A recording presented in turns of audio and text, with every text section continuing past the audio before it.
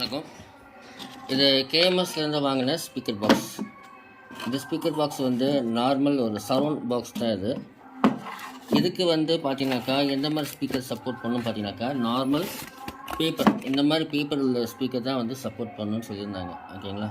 ஏன்னா இப்போ நம்ம பேப்பர் ஸ்பீக்கர் பண்ணால் இது அந்தளவுக்கு வந்து ஊஃபர் எஃபெக்ட் வராது. நார்மலாக ஒரு சரவுண்ட் கொடுக்கும். இது 10 வாட் ஸ்பீக்கர் இது. ஸோ நார்மல் சரவுண்டுக்கு வந்து இதை யூஸ் பண்ணலான்ட்டு. ஆனால் நான் அவங்கள்ட்ட கேட்டதுக்கு ஆக்சுவலி நான் எதுக்காக வாங்கினேன் அப்படின்னாக்கா, இந்த மாதிரி ஒரு ஸ்பீக்கர் இது வந்து 30 வாட்ஸ் 4 ohms 30 வாட்ஸ் ஸ்பீக்கர் இது. இந்த ஸ்பீக்கரை வந்து அதில் ஃபிக்ஸ் பண்ணலாம் அப்படின்னு சொல்லி தான் நான் இதை வாங்கினேன்.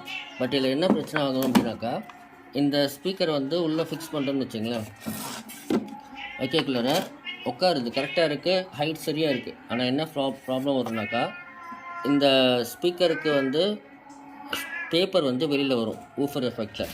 அப்போ ஸ்பீக்கரில் இருக்க பேப்பர் வந்து அடி வாங்கும். இப்போ நம்ம அதை ஆல்ட்ரு பண்ணிவிட்டு எப்படி வைக்க போகிறோம் தான் வீடியோ. ஸோ வீடியோ ஸ்கிப் பண்ணாமல் பாருங்கள். ஒரு ரீப்பர் சட்டம் இல்லைன்னா வந்து எம்டிஎஃப் ஷீட் இருந்துச்சுன்னா அந்த சின்ன சின்ன ஷேப்பில் வந்து கட் பண்ணிக்கோங்க. மொத்தம் 8 பீஸ் நான் இந்த மாதிரி கட் பண்ணி வச்சுக்கிட்டேன். ஏன்னா நம்ம அந்த ஸ்பீக்கரோட ஹைட்டை வந்து இன்க்ரீஸ் பண்ண போகிறோம்.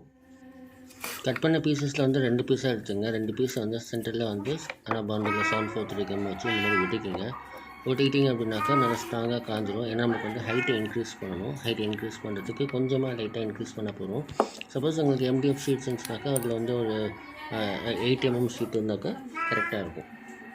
ஸோ என்கிட்ட ரீப்பர் சட்டம் இல்லை, அதனால் என்கிட்ட விசிறி மட்டை இருந்துச்சு. ஸோ விசிறி மட்டை இருக்கிற அந்த சட்டத்தை வந்து கட் பண்ணி எடுத்துக்கிட்டேன்.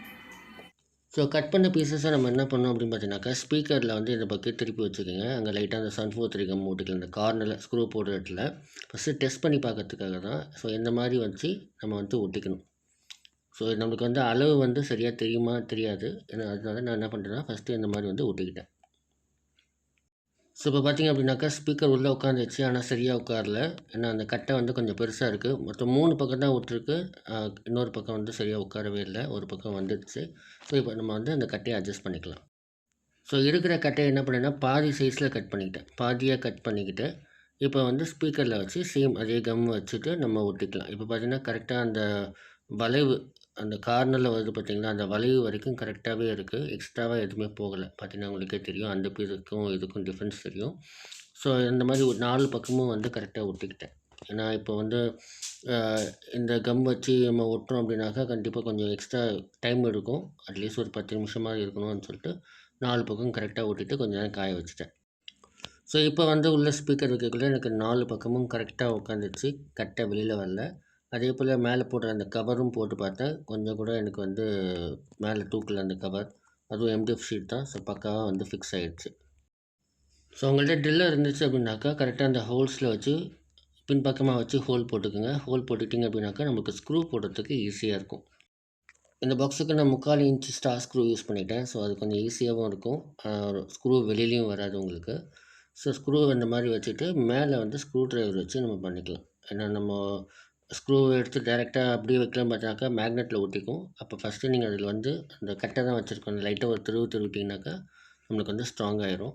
இப்போ பார்த்தீங்கன்னாக்கா அந்த ஸ்பீக்கர் நல்லா லாக் பண்ணிட்டேன். கீழே வரவும் இல்லை, நல்லா கரெக்டாகவும் இருக்குது.